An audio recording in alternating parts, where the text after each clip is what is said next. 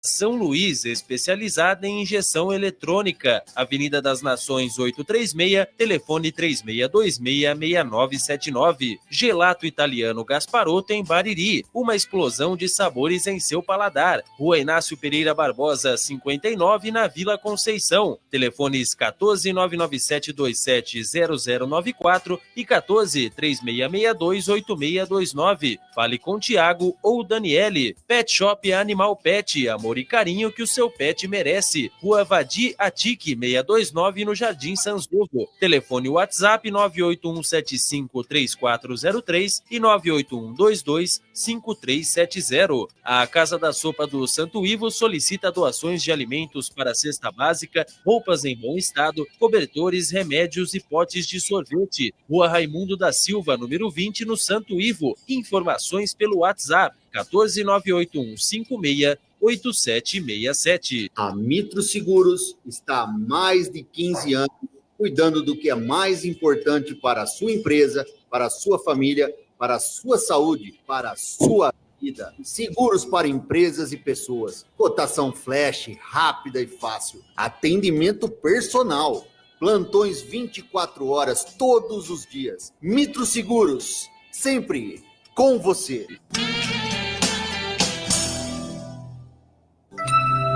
Cefec, Centro Espírita Fé, Esperança e Caridade, está com as suas atividades voltadas ao público.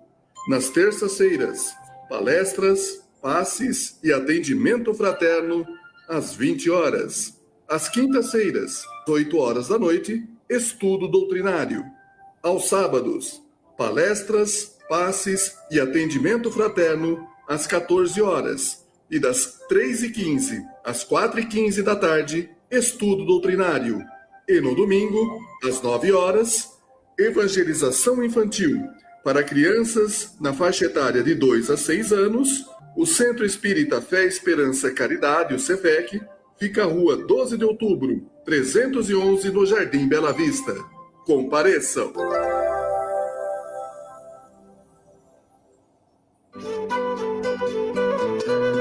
NAFAN, Núcleo de Auxílio Fraterno Arcanjo Miguel, está de portas abertas, oferecendo suas atividades a toda a população.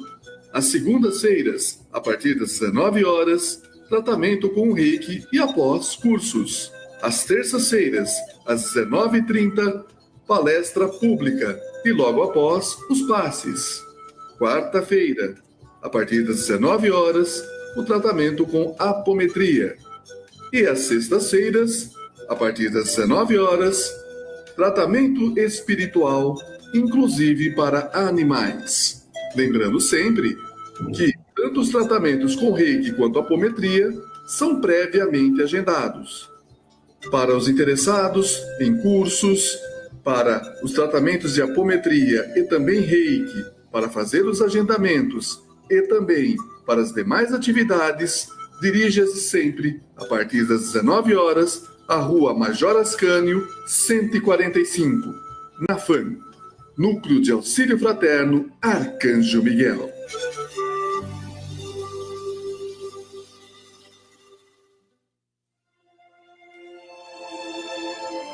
Muito bom dia a todos os ouvintes da Rádio Piratininga, programa Caminhos da Luz. Reflexões sobre a doutrina espírita.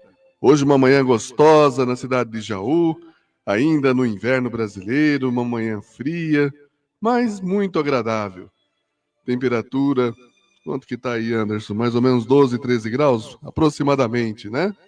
Bom, enfim, hoje uma manhã gostosa para tomar aquele cafezinho e ainda, né, discutir e conversar sobre um assunto interessantíssimo que o nosso convidado, diretamente de Salvador, vai trazer para a gente.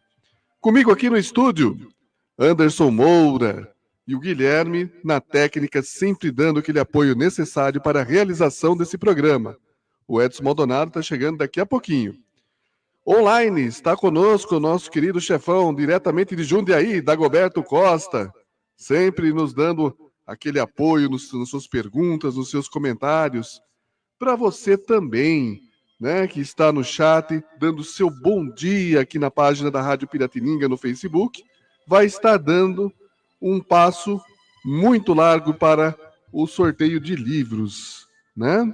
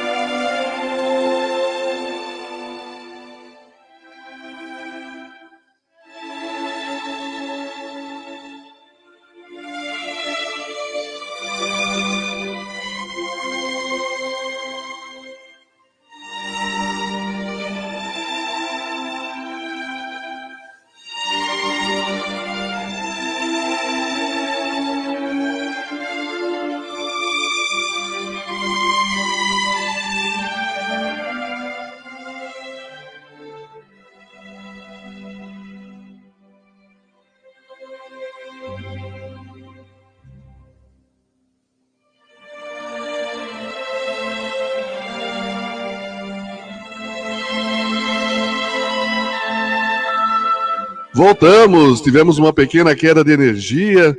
Voltamos agora ao vivo com o programa Caminhos da Luz, reflexões sobre a doutrina espírita.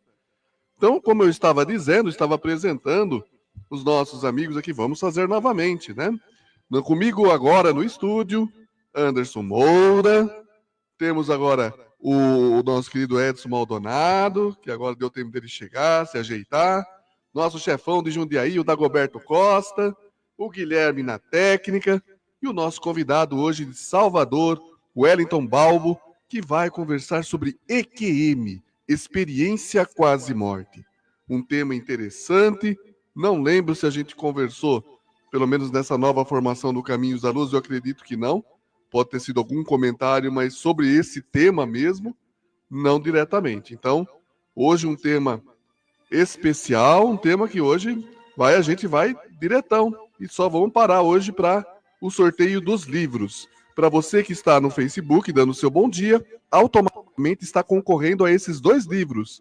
O primeiro, A Cascata, A Roda d'Água e A Gruta, do nosso querido saudoso professor Valentim Antônio Rodrigues. E o outro, 2 Gigantes do Espiritismo, Caibar Chútil e Ivone Pereira, do nosso querido companheiro Orson Peter Carrara. E participação especial, Luci Dias Ramos. Muito bom dia, Anderson Moura. Bom dia, Rick, Edson, bom dia, Guilherme, pessoal aí do chat que já está entrando, interagindo conosco, bom dia, Wellington, bom dia, pessoal da rádio, como o Rick disse, uma manhãzinha gostosa, não é um frio que incomoda tanto, e é um friozinho gostosinho, né, Rick? Vamos passando um recadinho. Hoje lá no CEFEC teremos o Tiago Valentisi, que foi o nosso convidado da rádio semana passada, né, Tiago? E hoje o tema dele é Muitos os Chamados, Poucos os Escolhidos. Nossas palestras é às 14h e após o atendimento fraterno e passe. Aguardamos todos vocês lá. Bom dia, Edson Maldonado. Novo microfone. Bom dia, Rick. Bom dia, Anderson. Bom dia, Wellington. Muito obrigado por nos atender. Dagoberto. O Guilherme está contente, olha lá. O Corinthians ganhou do Palmeiras e está contente. Estão falando aqui que meu obsessor não, perdão, que obsessor, né? Não tem essa coisa. Tomara que o meu mentor que mandou derrubar a luz aí, para dar tempo de chegar atrasado, então foi por isso. Terça-feira, mais um recado, né? Cláudio Ranzani, de Bauru, vai estar lá no CEFEC fazendo a palestra da terça-feira à noite. Então, estão todos convidados. Lembrar que no final do mês, né, dia 30, nós vamos ter um seminário com Edson Siqueira, de Botucatu. E antes do seminário, às 14h, teremos a palestra com a Renata Fabiani e o músico tenor Carlos Herrera. Aí na terça-feira antes também, olha, o Cefec está agitado. E na terça-feira o Gandolfo, né, vai estar fazendo lá uma palestra musical, né, palestra e música, que ele vai se apresentar. Já se apresentou no Verdade e Luz, acho que no passado, né, e vai estar lá conosco no final do mês agora, lá em, acho que dia 26, né, dia 26, lá no Cefec. Muito bem. Conexão com Jundiaí. Bom dia, Dagoberto Costa. Bom dia, Rick. Bom dia, atrasado Edson, derruba o sistema, Anderson e o Guilherme. E o meu amigo, o Wellington Balbo, lá da nossa Bahia querida, terra da acarajé, né, Balbo? Que vocês tenham, e nós tenhamos um excelente programa, os nossos irmãos internautas que nos acompanham, também os da Rádio Piratininga, sejam muito bem-vindos e possam aproveitar bastante as lições de hoje. Bom programa para nós todos. Wellington, gratidão por aceitar o nosso convite. Foi um tema já encomendado da outra vez que você participou com a gente. Ficamos ali com esse tema guardadinho e hoje vamos explorá-lo. Gratidão, Wellington. Bom dia. Bom dia, Rick, Dagoberto, Edson, bom dia aos amigos da técnica, nossos amigos internautas, uma satisfação imensa, ouvindo aqui vocês falarem do friozinho, estou na Bahia, aqui já está Aqui já está quase 30 graus. Tempo bom. Olha aí, ó. Estou sem agasalho, vocês estão de agasalho. O sol aqui, estou olhando aqui para o sol, tá uma maravilha. O clima aqui é muito bom. Não é um calor como o calor aí de São Paulo. Eu sou de Bauru. Na realidade, eu sou de Cafelândia, mas residi muitos anos em Bauru.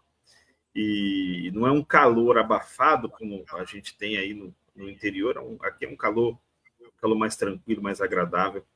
Uma terra de temperatura muito boa. Muito bem. Agora nós vamos conversar com um tema, né? Não sei se talvez, eu acredito que até seja conhecido do grande público, né? Mas às vezes a sigla não, EQM, né? Que a gente gosta às vezes de colocar siglas. Experiência quase morte. O que seria isso? A pessoa chegou a estar morta, ou ela voltou, ou clinicamente? Como que a gente pode definir isso, Wellington? Rick, em linhas gerais, a experiência de quase morte, ela é quando o indivíduo encontra-se tecnicamente morto, ou seja, o seu cérebro já não emite mais sinais elétricos, teve uma parada cardiorrespiratória, e ele volta depois, por meio das manobras de ressuscitamento, ele volta à vida e traz relatos do tempo em que esteve pelo mundo dos espíritos, como nós espíritas conhecemos. Então você tem aí, desde que o mundo é mundo, inúmeros relatos de EQM. É claro que depois, com o desenvolvimento da medicina e da tecnologia, você tem ainda mais casos, porque antigamente, quando o coração do indivíduo parava de bater, ele provavelmente viria a óbito. Mas ainda assim, antes de 1975, foi quando o Dr. Raimundo Moody Jr. lança o seu clássico Vida Depois da Vida, você ainda tinha alguns relatos, de maneira muito pálida registrados, é verdade, mas tinha vários relatos. Você encontra um relato de EQM, por exemplo, na obra de Platão, onde ele traz o exemplo de um soldado que vai a uma batalha, é ferido, e retorna e conta que esteve do outro lado da vida e fala das suas experiências. Então perceba que é um fenômeno que reside desde as mais longínquas épocas. E por que isso acontece? Porque ele repousa dentro das leis naturais. No Livro dos Espíritos, nós encontramos a emancipação da alma. Quando Kardec fala, por exemplo, da emancipação da alma, ele tem a base dos fenômenos de EQM, ou de experiência de quase morte. Muito bem. Agora, existe, por exemplo, no Evangelho, a ressurreição de Lázaro, ela é completamente diferente disso? A gente pode colocar como uma experiência de quase morte também. O Dr. Raimundo Moody Jr., nesse livro que eu citei, que foi publicado em 1975, e a gente deve a ele o nome de EQM, porque antigamente esse nome não existia, ele pode classificar a experiência de Lázaro, ele define em 3 etapas, como uma experiência de quase morte. Ele foi ali, ele não estava, como a gente vê no próprio Evangelho, ele não estava morto, não havia rompido os laços que prendem corpo e espírito. Então, ele pode ter passado por uma situação delicada, mas a vida foi restabelecida, esses laços não haviam se rompido. Então, a gente pode colocar como uma experiência de quase morte, sim. Muito bem. Agora, as pessoas, elas, normalmente, qual que é a base, né? Elas estão numa fase crítica ali de ressuscitamento, estão no hospital, e aí a maioria relata um tipo de ela se vê, às vezes, às vezes em cima do próprio corpo, vê toda a equipe médica se movimentando, depois ela começa a ir para isso é clássico, né? Um túnel. O que seria esse túnel, essa passagem? Como é que a gente poderia descrever isso, Wellington? Esses relatos, cerca de estatísticas, mostram que 30% das pessoas que têm parada cardiorrespiratória passam pelo fenômeno da experiência de quase morte. E você tem algumas... Eles não são relatos iguais, mas eles contêm muitas semelhanças. Por exemplo, o encontro com um ser de luz varia de cultura a cultura. Um católico diria que se encontrou com Nossa Senhora, com algum santo. Nós, espíritas, dizemos que foi um encontro com o nosso espírito guia ou com o nosso anjo de guarda. Uma sensação de incrível bem-estar, de aconchego, de não julgamento, de plena aceitação. A visão de um túnel. Essa questão do túnel, ela é um pouco controversa, porque alguns pesquisadores dizem que isso pode ser efeito por conta de medicamentos e etc. Os outros relatos, como o encontro com um ser de luz, como essa sensação de aconchego, de acolhimento, de amor, como o corpo, o perispírito. Para você ter uma ideia, quando o Dr. Raimundo de Moura Júnior lança o livro, eles não tinham ainda nem o vocabulário da experiência de quase-morte formado. Se eles tivessem lido Allan Kardec, eles compreenderiam que o corpo que paira acima do corpo físico, Allan Kardec denominou como perispírito. Olha a importância da gente divulgar a obra de Kardec, até para denominar uma nomenclatura adequada para os fenômenos. Então, esse corpo que paira acima enxerga o corpo físico, o fato de esse perispírito passear pelos locais e constatar o que as pessoas estavam fazendo, estavam dizendo, estavam relatando naquele momento. Então, imagine, várias experiências de quase-morte, por exemplo, os indivíduos narram que viram o que os familiares estavam fazendo na sala ao lado, o que os médicos disseram, onde colocaram a aliança dele, onde colocaram a dentadura. Você tem, por exemplo, o espantoso caso da Vicky, cega de nascença, em que ela conseguiu enxergar o seu corpo físico numa experiência de quase-morte. Ela era cega de nascença, ela não tinha nenhum tipo de padrão para poder narrar as experiências que narrou. E ela se reconheceu porque ela tocou nos seus cabelos, ela viu que eram cabelos ondulados, ela tocou na sua aliança, ela se percebeu. Olha que interessante esse relato dela. Então, imagine, eu peço para você sair aí fora, na rua, e pergunta o que tem. Você não comenta nada com a gente, diz que tem um Fusca vermelho. Você não comenta nada com o Edson nem com o Dagoberto. Eu peço ao Dagoberto, ele vai lá fora e diz que tem um Fusca vermelho. O Edson, a mesma coisa, diz que tem um Fusca vermelho. Qual é a probabilidade dessa informação ser real? É grande. Então, você tem essas experiências de quase-morte, a própria comprovação dos relatos daqueles indivíduos que foram e que voltaram.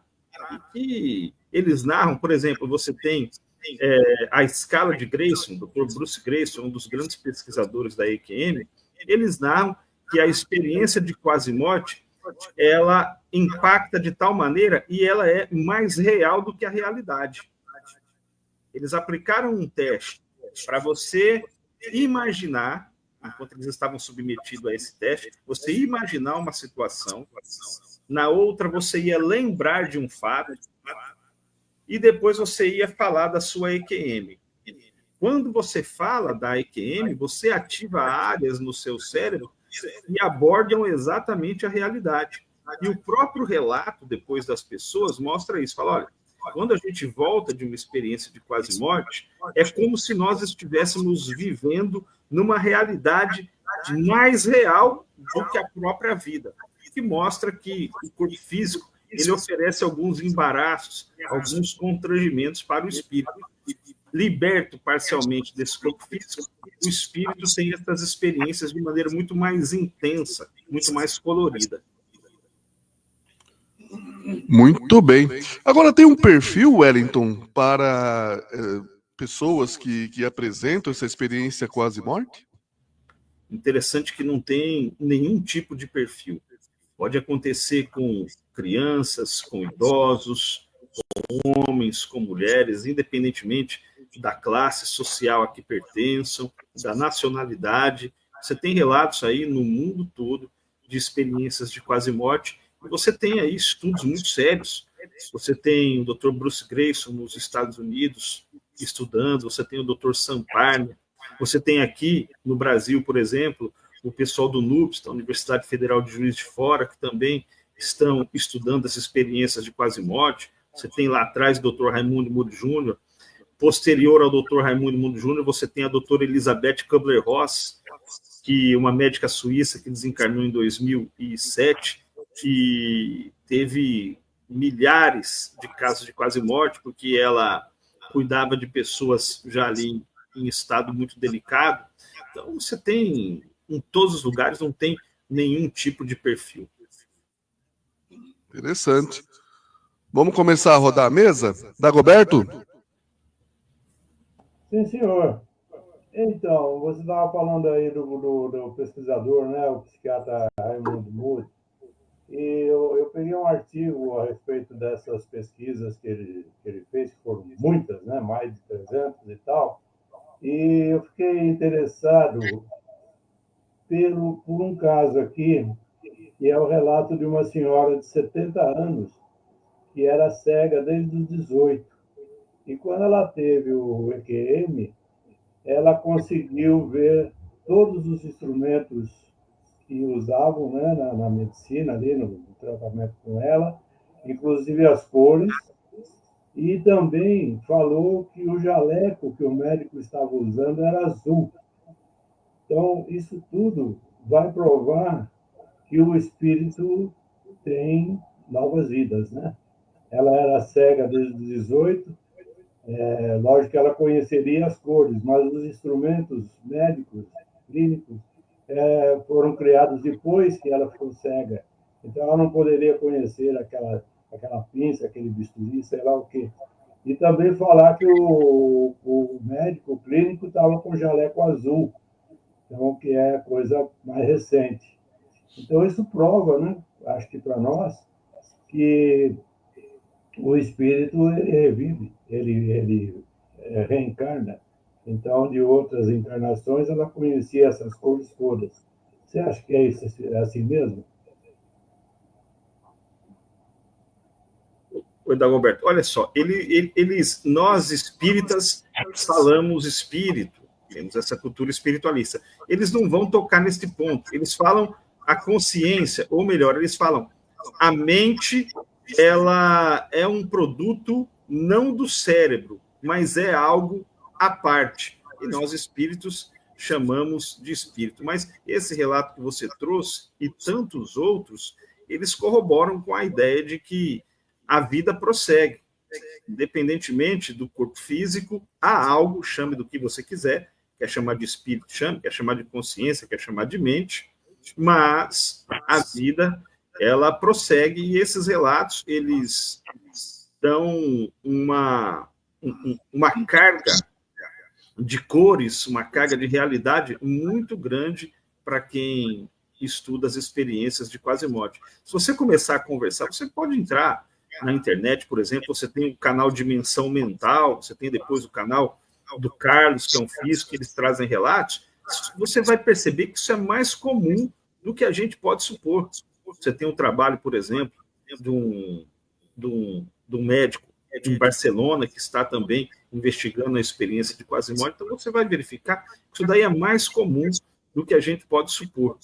Isso daí traz evidências muito fortes de que o espírito ele sobrevive à morte do corpo físico, e nós, como espíritas, temos esse material tão grande e tão imenso que pode trazer aí muita consolação e pode trazer muita esperança para as pessoas. E é interessante que isso está sendo estudado na academia, pessoas da ciência estão enveredando por esses caminhos. Agora, Wellington, bem interessante, você tocou num ponto da ciência. Vamos lá. Nós, lá para os começo dos anos 2000, nós tivemos o livro do Dr. Brian Weiss, né? Muitas vidas, muitos mestres, né? Não era uma experiência quase morte, mas seria a regressão, que deu um embasamento interessante para a ciência a respeito de vidas passadas.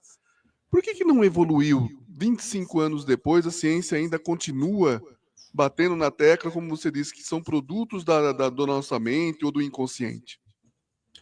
Rick, você tem um campo materialista muito forte ainda na ciência. Tem um campo materialista muito forte. Mas ele vem se desenvolvendo e ele vem ganhando muita força. Se você pegar hoje, você tem inúmeros indivíduos da ciência comprometidos e estudando muito essa causa. Você pega, por exemplo, a vida do Dr. Bruce Greyson.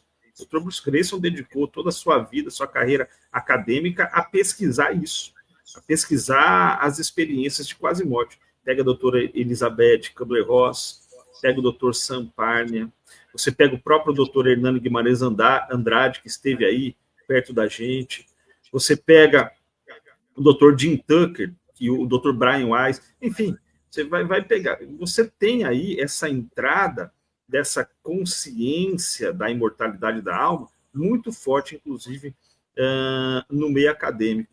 Acredito que num espaço de 450, 500 anos, nós vamos ter já essa realidade muito mais forte na nossa vida e já introduzida na sociedade. Você fala, poxa, mas daqui a 450 e 500 anos, para a perspectiva do espírito, para a realidade da vida do espírito, 450, 500 anos é pouquíssima coisa. Então, logo nós vamos ter essa realidade aí constatada e todos conversando nesse mesmo nível de espírito, nível de que a vida prossegue, de que a vida continua. Estamos ainda imersos nesse universo material? Estamos, mas me parece que o terreno, como disse Kardec no próprio prefácio do Céu e Inferno, o terreno ele está propício para a gente. Olha que beleza, você apresentando um programa numa rádio para alcançar outros corações. Então, que venham mais programas, mais iniciativas desse tipo, para a gente poder falar de imortalidade da alma, para a gente poder fazer com que esses horizontes eles se expandam cada vez mais. Olha o pessoal do NUPS, lá da Universidade Federal de Juiz de Fora, fazendo um belíssimo trabalho aqui, pesquisando, conectando as pessoas com essas questões da espiritualidade. Eu acredito que a gente está num terreno fértil para trabalhar bastante. Então vamos continuar rodando a mesa. Edson? Wellington, como nada é por acaso, né? A gente vê alguns relatos, né? Eu li sobre alguns relatos que pessoas que tiveram essa experiência voltaram, entre aspas, diferente, mudaram muita coisa na vida e coisa e tal. Como nada é por acaso, você acha que isso pode ser realmente algo nesse sentido, que veio para a pessoa passar por aquilo, para ela ter alguma mudança, para ela ou não?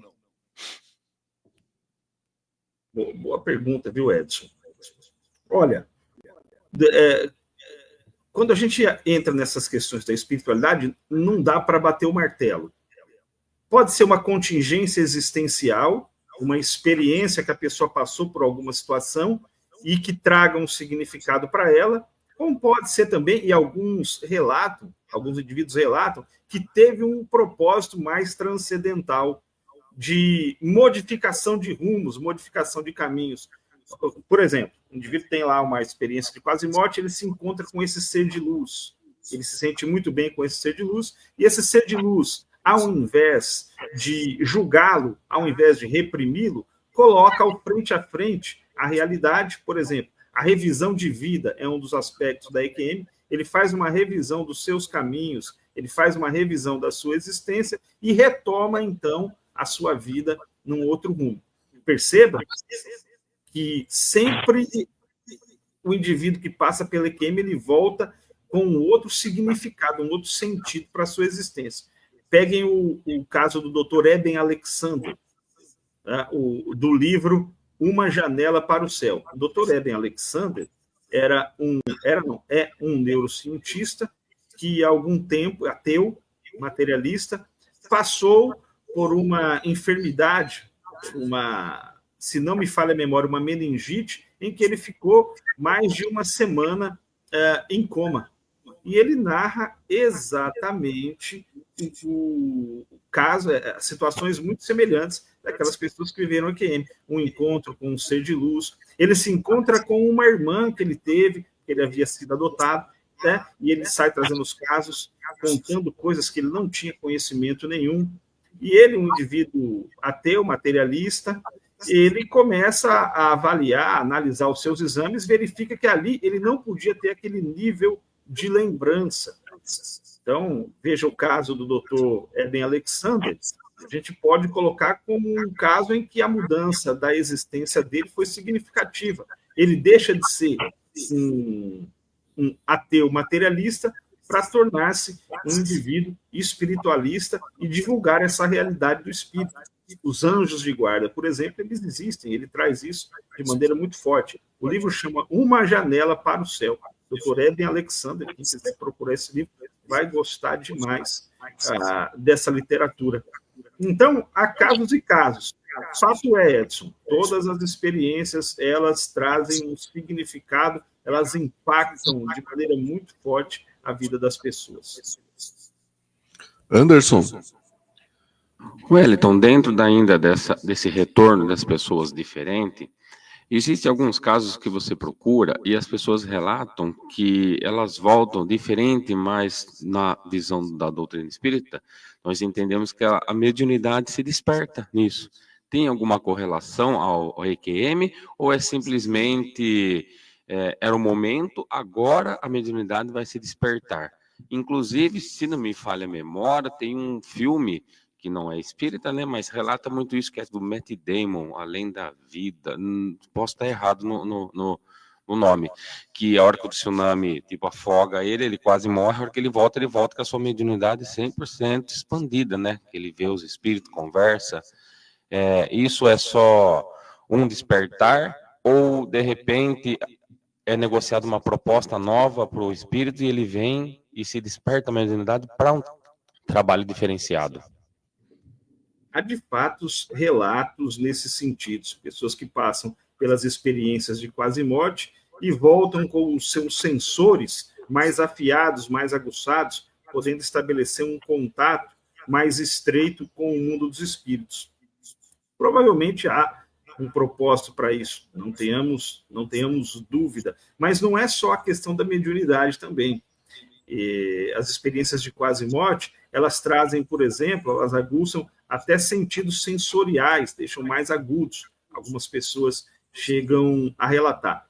Então, perceba que nós conseguimos constatar a mudança de maneira na filosofia de vida do indivíduo, mas também na sua relação com o mundo. E nós, modificando os nossos princípios, nosso sentido existencial, naturalmente a gente vai procurar se aproximar da espiritualidade e desenvolver. Imagine um indivíduo que ele tem a mediunidade ostensiva, mas ele nunca quis trabalhar. Ele fechou todas as suas comportas para o mundo dos espíritos. E ele passa por uma experiência de quase morte. Aquilo modifica todos os padrões da sua existência e quando ele retorna, ele vai naturalmente se abrir para isso. Abrindo-se para isso, ele vai começar a perceber coisas que ele até tinha capacidade de perceber antes, mas porque não havia dado atenção, não percebe. A partir dessa modificação, ele começa a perceber. Então, veja que são variáveis das mais infinitas. O que a gente pode falar é que existem mudanças significativas em todos os campos da vida do indivíduo. E para nós, que somos espíritas, isso daí só vem reforçar a nossa ideia. Muito bem. Agora, Wellington, como que nas experiências de quase morte, as pessoas elas relatam, né, os encontros, inclusive relatos com familiares, né, desencarnados já. Isso muda. O que isso mudou na vida dessas pessoas? Muda tudo. Imagina um indivíduo que não acredita na continuidade da vida, ele se encontra com um familiar seu que já havia desencarnado, muitas vezes ele não tinha tido nenhum tipo de contato com esse familiar começa a narrar casos da sua própria família, revela detalhes que ninguém sabia, e quando ele retorna, ele tira todas essas provas com as pessoas que haviam convivido com esse familiar. Imagina como é que ele fica. Foi o caso do Dr. Eben Alexander, por exemplo. Então, você tem mudanças significativas. O indivíduo fala, poxa vida, eu achava que a vida era de uma maneira, que o caminho traçado era um, e ele é outro, completamente diferente. Imagina você encontrar com a doutora Elizabeth Kubler-Ross, por exemplo, ela traz o caso de um garoto que passou pela experiência de quase morte, e quando ele retorna, ele fala para os pais: eu encontrei a minha irmã. Aí os pais se assustam. Como assim encontrou a sua irmã? Sim, quem me recebeu, né, no céu, é a linguagem que eles usam, a linguagem disponível. Quem me recebeu lá no céu foi a minha irmã. Ela se chamava fulana de tal, ela tinha tantos anos, ela falou que é filha de vocês, que é minha irmã, e etc, etc, etc. E aquele casal, antes desse garoto nascer, realmente tinha tido uma filha com aquele nome, que havia desencarnado com aquela idade, e que eles, por conta da dor da partida dessa criança, eles não tiraram todas as lembranças, apagaram tudo, absolutamente tudo, não tinha como o garoto saber, era um assunto proibido na casa. E o garoto volta narrando aos pais que se encontrou com a irmã. Imagina o impacto que isso tem na vida da família. Fala, peraí, aquela criança que partiu, ela continua existindo. Mais do que continuar existindo, ela zela por nós. Ela esteve com o nosso filho, ela esteve com o seu irmão. Imagina uma situação dessa. Então, essas questões, elas colocam em xeque a tese materialista.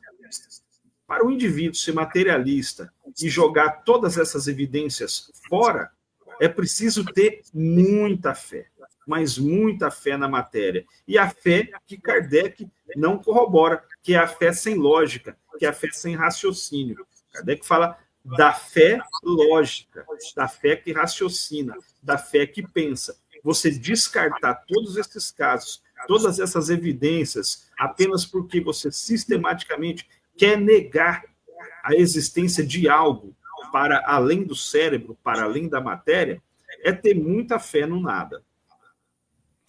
As redes sociais estão bombando aqui, viu, Wellington? O Sérgio Luiz Destro pergunta assim: bom dia. Dá a entender que os pesquisadores e cientistas que estudam essas experiências não acreditam ainda na reencarnação, que é outra coisa quando se fala sobre EQM? Olha, eles costumam não gostar de se manifestar a respeito disso. Quando você vai fazer uma pesquisa que você torce para aquela pesquisa ir para um lado ou ir para o outro, você vai buscar aquilo que se chama de viés de confirmação. Então, tudo aquilo que confirme a sua pesquisa, você vai abraçar. Tudo aquilo que não confirme a sua pesquisa, você vai deletar. Esses pesquisadores, por exemplo, o Dr. Bruce Grayson, como um genuíno cientista, o genuíno cientista, ele vai se ater aos fatos. Ele não vai trabalhar com preconceito. Pode ser que não exista imparcialidade total no mundo, mas ele vai se ater aos fatos. E ele está vendo os fatos, esses fatos necessitam ter explicações. E ele vai, então, em busca dessas explicações, de fato, com um espírito de pesquisador. Quando eu parto da premissa de que eu quero o A ou eu quero o B, eu comprometo ou posso comprometer todo o trabalho. Então, por isso que eles não falam. Eu me lembro de uma entrevista que fizeram com o Dr. Jim Tucker. O Dr. Jim Tucker é o continuador dos trabalhos do Dr. Ian Stevenson. E perguntaram se ele acreditava, né, por conta da sua experiência com as lembranças de vidas passadas, se ele acreditava na reencarnação, e ele tentou se esquivar de todas as maneiras da resposta, para não poder deixar transparecer. Agora, alguns com certeza devem acreditar. O Dr. Eben Alexander, por exemplo, esse neurocirurgião que nós relatamos, ele muda, né, a sua maneira de enxergar a vida. De ateu, ele passa a ser um espiritualista. Mas, quando você se apaixona e quando você torce, a sua avaliação ela fica comprometida. É até bom que eles não acreditem mesmo, para seguirem da maneira mais imparcial e isenta possível. Nosso querido Paulo Pessoa, nosso companheiro do SEAC de Dracena. Um grande abraço, Paulo. Ele diz assim: no final, no livro Afinal, por que adoecemos? A visão espírita de Ricardo Salum, que é médico diretor do AME de Santos, no capítulo 2, ele fala sobre EQM. Tá? EQM do livro, parece que é de 2019. Então, olha aí, mais a indicação de um outro livro, né? E a Rosângela Pinheiro diz assim: bom dia, uma criança de 5 anos, perfeita, Ela teve uma queda na água e ficou algumas horas. Foi desenganada, ficou na UTI vários dias. Quando ela voltou, ela estava surda e muda. Hoje essa criança tem 80 anos. Ela teve uma chance de novo? Provavelmente sim. O ponto é que tudo é vida.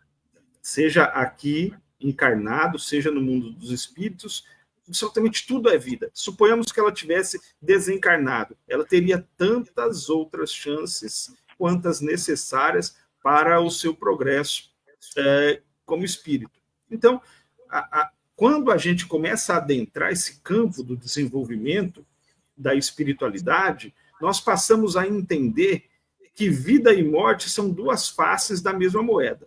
Não importa se a gente está... Para Deus, é tudo a mesma coisa. Se nós estamos encarnados, se nós estamos desencarnados. Ele voltou, ele retornou, ele teve uma moratória. Certo, mas se ele tivesse desencarnado, ele também continuaria a progredir, ele também continuaria a sua jornada de ascensão. Então, a gente começa a entender que é tudo vida.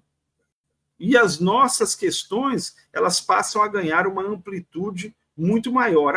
Ele desencarnou. Ok, ele vai continuar progredindo. Não, ele voltou, ele teve uma nova oportunidade. Ele voltou porque existiu uma razão para ele voltar. Tanto é que nas próprias experiências de quase morte, quando essas pessoas se encontram com os seus familiares que estão no além, eles narram de uma espécie de limite, de demarcação, e o familiar diz o seguinte: volte, não chegou ainda o seu momento, não é ainda a sua hora. E ele volta. E ele volta. Volta, não necessariamente para...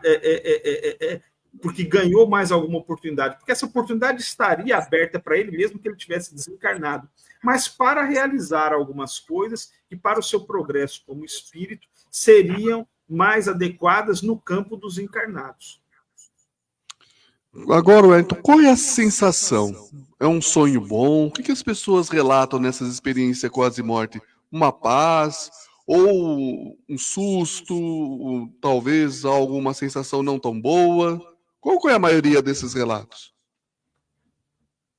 A grande maioria dos relatos é de uma sensação muito boa. Eu costumo perguntar assim para as pessoas: todos gostamos de viajar? Nas palestras, todos gostamos de viajar? A maioria responde sim. Gostamos de passear? Passear é muito bom, é gostoso, é bacana. Porém, voltar para casa traz uma sensação muito melhor, não é mesmo? É igual à realidade do espírito. Todos nós gostamos da vida aqui na Terra, porém, quando nós retornamos para o mundo dos espíritos e experimentamos um pouco da sensação do retorno à casa, nós queremos ficar. Eis a razão pela qual boa parte das pessoas que passam pela EQM, quando despertam no corpo físico, exclamam: por que eu voltei? Estava tão bom lá do outro lado, estava tão gostoso, estava tão quentinho, estava sentindo uma sensação de aconchego e de amor tão grande. Por quê? Porque voltar para casa é sempre melhor, ou quase sempre melhor, do que viajar. Muito bem. A nossa companheira Nilceia Bedoni diz assim: a relação entre cérebro, mente e experiências em situações de risco de vida ainda precisa ser melhor estudado pela ciência. É necessário esperar a ciência, não ser apenas materialista. É por aí, Wellington? É por aí. Mas é como nós comentamos, eles já estão entrando nesse horizonte, já estão desenvolvendo esse lado espiritual. Porque fica muito complicado você ter ferramentas e ter elementos, quando você faz um estudo isento, um estudo sério, você ter elementos e ferramentas que comprovem a tese materialista de que é o cérebro o grande criador da mente, e não o cérebro um instrumento. O que o Dr. Bruce Greyson ele advoga com relação ao cérebro? Por que as nossas percepções espirituais elas são, de certa maneira, podadas, e a própria doutrina espírita corrobora com essa ideia? O cérebro é uma espécie de fixador do indivíduo na realidade. Ele é uma espécie de filtro que não deixa o espírito divagar muito, que não deixa o espírito perceber muito esse horizonte espiritual. Senão ele passaria a vida distraído por essas maravilhas e belezas do mundo dos espíritos, ou do mundo da consciência, ou do mundo das ideias. Então, o cérebro, ele é esse, aspas, indivíduo que nos traz a razão, que nos coloca em pé da realidade. Ele é esse filtro. Uma das teses materialistas é de que se você tem algum tipo de problema, algum abalo, ou sofre danos nessa máquina chamada cérebro, você tem tudo comprometido. Ora, é claro, não existe uma relação de conexão e não de dependência entre mente e cérebro. É como um músico, um exímio músico. Por melhor que ele saiba tocar o violão, se aquele violão perde 3 ou 4 cordas, a sua maestria vai ficar comprometida. A mesma coisa com relação ao indivíduo quando tem algum órgão do seu corpo físico comprometido. O espírito não vai naturalmente conseguir se manifestar em plenitude. Então, eu vejo com muito otimismo. Há muita gente boa, muita gente interessada nesse tema e desenvolvendo estudos muito sérios. Acredito que a gente está mudando esse paradigma, ele está conseguindo se modificar. Vamos mandar um abraço para os nossos internautas que estão automaticamente concorrendo aos livros. A Marina Di Fani, Ana Martins, Rosângela Pinheiro, Luciana Benite Vaz de Moura, a Vanessa Aiza, a nossa querida Nilceia Bedoni, Vera Maria Vaz de Moura, Neuza Matos, Antônio Avelino, Teca Nardi Costa, José Antônio Foganholo, Daniele Cristina Dias, Paulo Roberto Bernardi, Arlete Maria Beraldo Rodrigues, nosso companheiro Reinaldo Lima, Valéria Gromboni, Ivone Santos, Virgínia Rose Baraldi Lima, Marcel Maldonado, o Paulo Pessoa, Silvio Hernandes, Mariana Costa, Sérgio Luiz Destro e Maria José Dangió, Maria Isabel Carmona, que diz: bom dia, que tema esclarecedor, ótimo, gratidão. Então vamos agora ao sorteio dos 2 livros. O primeiro, a Cascata, a Roda d'Água e a Gruta, do nosso querido, saudoso professor Valentim Antônio Rodrigues. Quantos? Wellington, é sempre o convidado que faz o sorteio. Fala um número para nós de 1 a 23. Número 10. 10. Marina Di Fani. Então, Marina Di Fani ganhou a Cascata, a Roda d'Água e a Gruta. E 2 gigantes do espiritismo, de Carbar Chútil e Ivone Pereira do Amaral, do nosso querido Orson Peter Carrara, com participação especial de Luci Dias Ramos. Mais o número, Wellington. Número 17. 17. Rose Lima. Rose Lima ganhou, então, 2 gigantes do espiritismo. Agora, Wellington, a gente está indo para a parte final do programa. A gente fez várias perguntas, conversou sobre vários temas. Tem alguma pergunta que a gente não fez que você gostaria de acrescentar? Rick, estávamos todos em conexão. As perguntas, elas deram um colorido todo especial para o programa. É claro que um tema como experiência de quase morte, a gente só vai dar o princípio dele num programa, numa palestra, num evento de 50 minutos, 1 hora. Mas fica para a gente estudar, para a gente adentrar esse campo.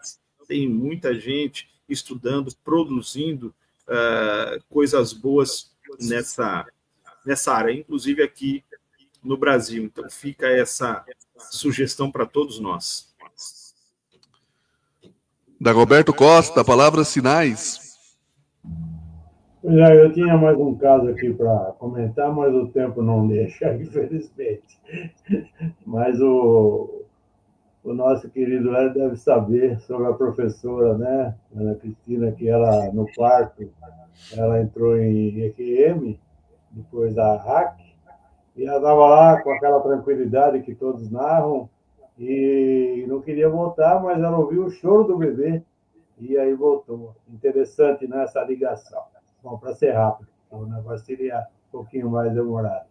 Em primeiro lugar, Wellington, muito obrigado, prazer em te rever pela telinha. Um abraço para os baianos aí, para a turma lá da Carajé, e para os nossos companheiros aí da bancada, o Guilherme, na técnica, e todos os nossos ouvintes e companheiros internautas. Um bom final de semana. Para quem é pai, um bom Dia dos Pais. Para quem vai ser pai, um bom Dia dos Pais. E para quem não é pai, um bom Dia dos Pais também. Até a próxima, se Deus quiser. Anderson. Muito obrigado, Wellington, pelos esclarecimentos. Foi um sábado muito bom. Deixou muitas dúvidas, dúvidas no sentido de pesquisar mais, não do assunto. Eu tenho certeza que muitos que estão ouvindo aqui vão mergulhar em alguns livros ou em mais pesquisas sérias na internet para saber um pouco mais disso. Muito gratidão.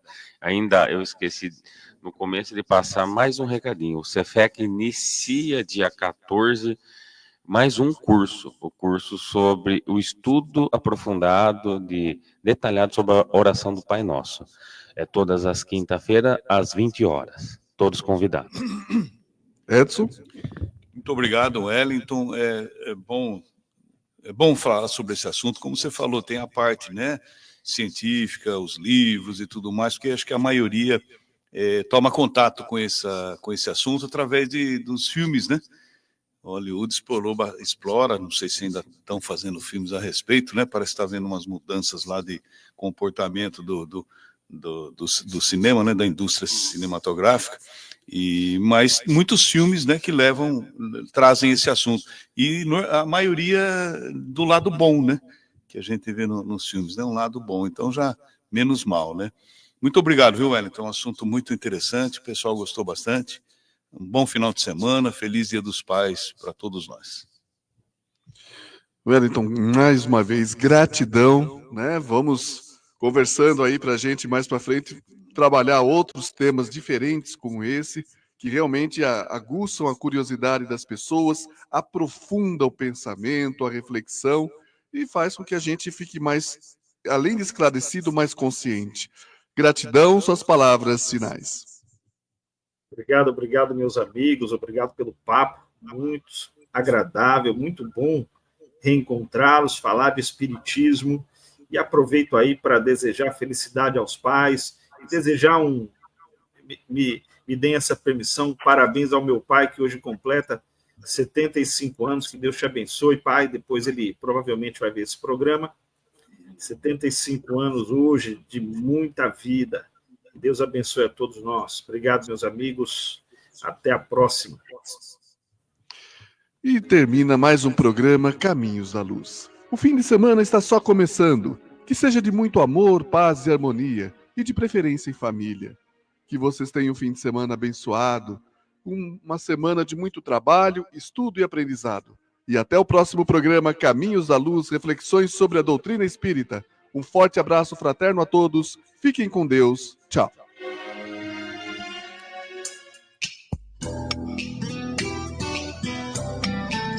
A Piratininga apresentou Caminhos da Luz. Reflexão sobre a doutrina espírita. Palavras de otimismo e conforto espiritual. Mensagem.